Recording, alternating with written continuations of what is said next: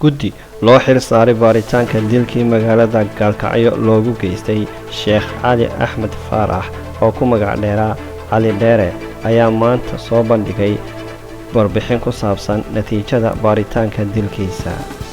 Guddiga waxay sheegeen inay baaritaan ku ogaadeen inuu dilkaasi ka dambeeyo dable ka tirsan ciidanka daraawiishta Galmudug oo lagu magacaabo Cabdixakiin Cabdi Salaan Aadan oo ku magac dheer Hindhiso.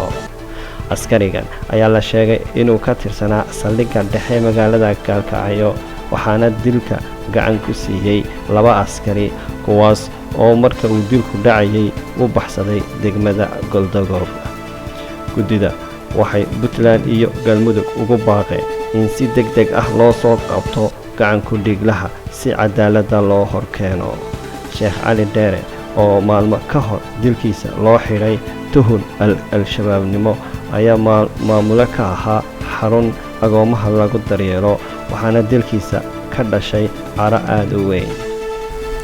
Maalintii Ciidulfidriga, kumanaan dadweyne ayaa isugu soo baxay wadooyinka koonfurta magaalada Gaalkacyo iyagoo muujinayay sida ay uga xun yihiin dilkaasi, waxaanay dadkaasi dalbanayeen in cadaaladda loo horkeeno qofkii ka dambeeyey dilkaasi. Madaxweynaha Galmudug Axmed Qorqor ayaa kadib magacaabay guddi baaritaan ku sameeya dilka sheekha.